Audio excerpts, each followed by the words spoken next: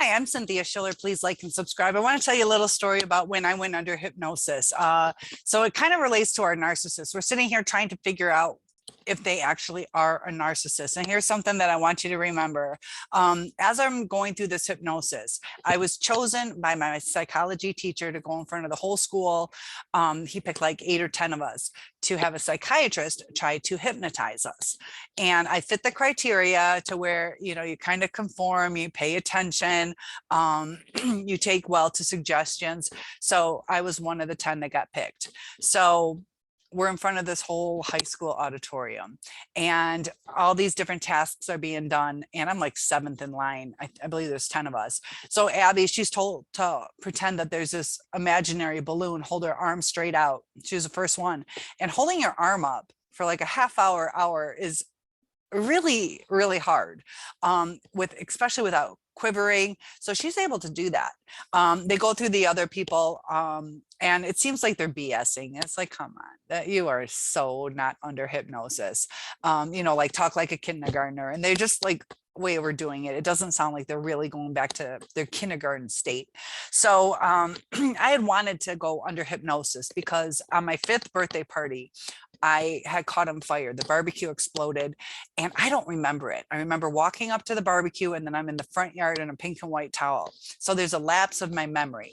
And this happened during 10th grade for the psychology selection. And I just thought it was a perfect opportunity, to see what I was missing. So now it's my turn. And I had no idea what my task was going to be. So the psychiatrist, ironically, says, I want you to go back to your favorite birthday. Now, this was not my favorite birthday, but I'm like, oh, I'm going to go with it. Yeah, like I'm going to go back to my 5th birthday. So in reality, I was wearing a navy blue dress that was fire retardant. So it melted onto me instead of burning off. Also had like stoplight color pockets. So it had a green, yellow, and red. It was just a basic A-line, kind of like a t-shirt dress that was polyester. And as I'm being hypnotized, I'm going down this dark, dark tunnel and I see a light at the end. I feel like I'm going to cross over into something. Was that my 5th birthday? Was it death? I didn't know what was on the other side. Plus, I didn't know if I could come back because I'm trusting somebody else to bring me back is what my mind is telling me. I'm also in this pastel pink, fluffy, kind of like an Easter dress. And for some reason, it was probably just the dress I wanted because I wanted to go back to this birthday. So I'm going down this tunnel and I'm coming closer and closer to that light. All of a sudden, I'm starting to get a little panicky, like, I don't know what's on the other side. And so I talk myself out of it. I'm like, don't do this, don't do it. But I already had this auditorium in front of me. And I'm like, oh gosh, like I'm already doing this. Like, I'm like, why not? I'll just go with it. I'll have some fun. Just like our narcissists, they like to do that. They like to just have some fun. I'm not saying I'm a narcissist. We all sometimes have narcissistic traits. Plus I was a teenager. Like teenagers do silly things and that's where the narcissist is, in a childlike state. So I decided to go with it. And so I'm like, it hurts. And I'm like literally starting to cry, and the psychiatrist has no idea what's going on. And so she's like, what's going on? And I just start saying it hurts. And, I'm going on with this whole story. And all of a sudden she's realizing like, this is not a good time for this person to go back to. So she's like, okay, it's okay. And we're going to go back to you're 7 years old, you're 10, da, da, da. So she brings me back supposedly to today's day and age. So afterwards, she walks up to me and she's like, I think Abby was under hypnosis, but so-and-so, it was obvious they were tricking me, on and on. So she's evaluating who was under, who wasn't. And she was like, but I could really tell that you were under hypnosis. And I feel so bad. I am so sorry. I didn't realize that it was a traumatic event for you. And so she's going on and on. So the point of this story is a lot of us are concerned. What kind of mental illness does my partner have, or my ex? What's wrong with them? Or we're reliant on, they have BPD, NPD, OCD. So this is why they act that way. And the purpose of my story is I was a 10th grader and I fooled the psychiatrist. I had the nerves of, an audience watching me. I was an actress growing up, but, I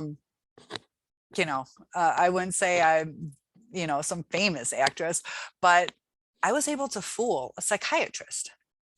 And narcissists often do that.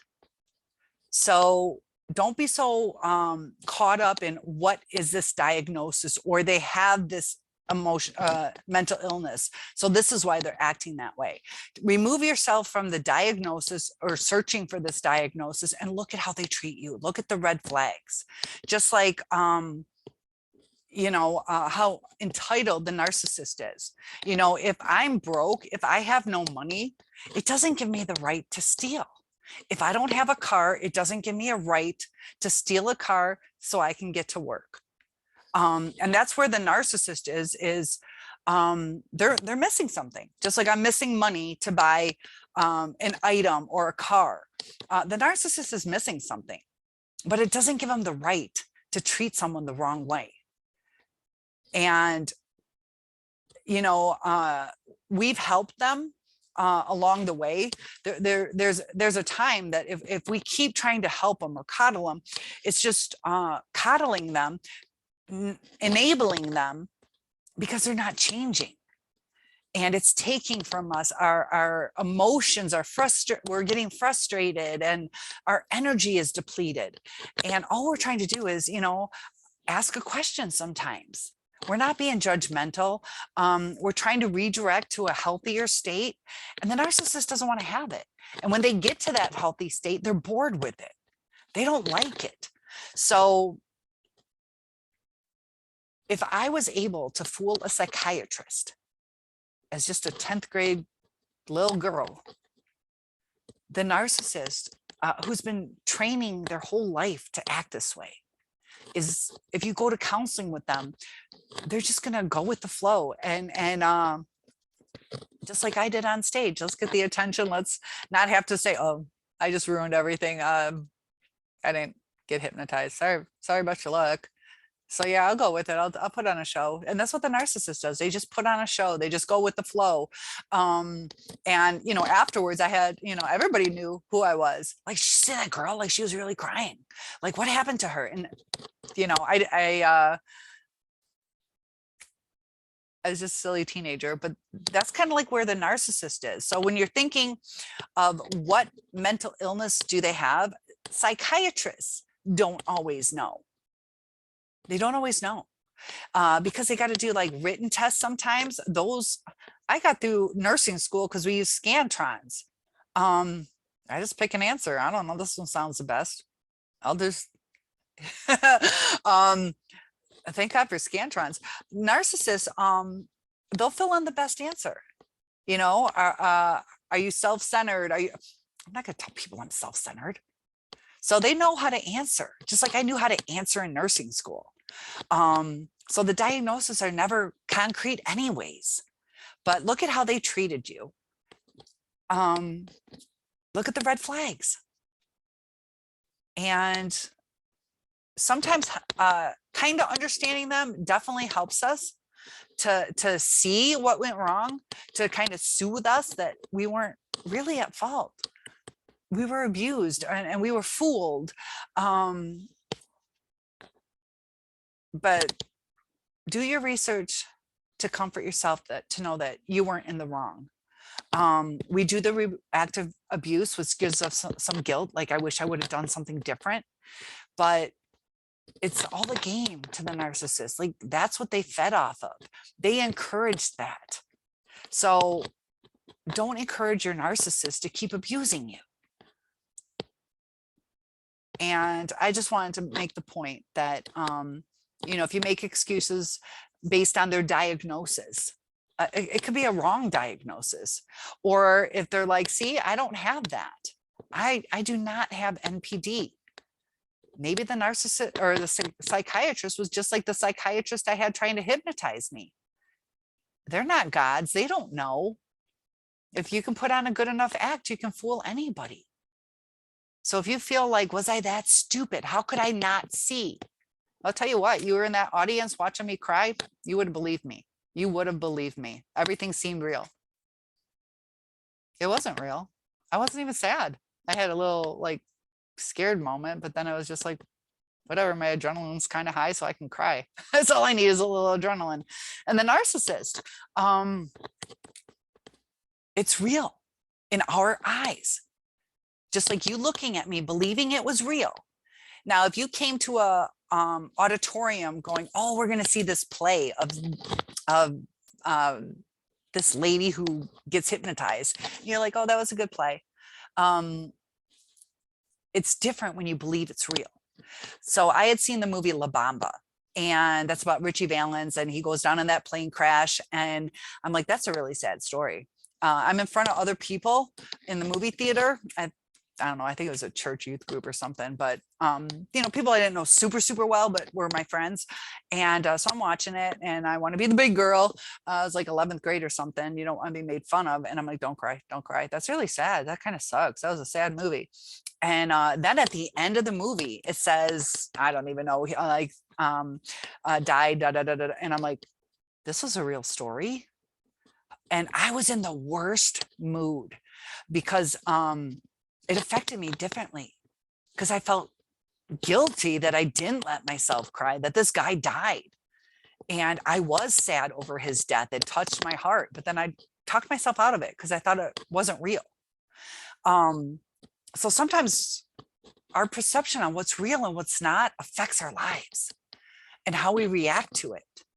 So we got to put ourselves in that state of mind of when I went to see La Bamba, believing it wasn't real, because our narcissist wasn't real. So that can kind of help, like, should I be crying over this? It's not real. Now the La Bamba thing was real, but I'm saying when I went into it, and if they never told me it wasn't real, I dealt with it better. If that makes sense of what I'm trying to, my point. But narcissists fool everybody. So don't feel like a fool. They're pretty good actors. And, you know, I keep saying, you know, like, are they really that happy? You know, are they really happy? And, you know, I could get a starring role and, you know, I can't even think, I don't watch TV that much or movies. But let's say I don't know, a beauty pageant type thing. And I'm the one that wins and my whole life, and I fall in love and I have this great role and I look so happy. But at the end of the day, that's not me. It's a role. And that's what the narcissist's life is like. It's just acting. It's pretending. So deep inside, they're not happy. Deep inside, they're not who they show. Just like if I was acting, I'm not who I really am when I'm presenting myself on stage, you know, people's perceptions. So we have to accept that they weren't real. What they showed us was an act, you know, so we expect them to act as an actor. Like if you met me, do I act like a beauty queen? No, that's not me. Do I act like I'm spending lavishly? No, I don't have the money that the character had. So we have to realize what's real and what's not real. And don't rely so much on finding the answers of what they really were. Were they a narcissist? We just know they were rude as fuck, and they were abusive, they were dismissive, and they were crappy to us. So enjoy your day, and I'll see you in the next video. It gets better. It does get better. And topic requests are always welcome. I'd love to do a video or analyze your situation, give you my perspective. One-on-ones are available, and I'll see you in the next video.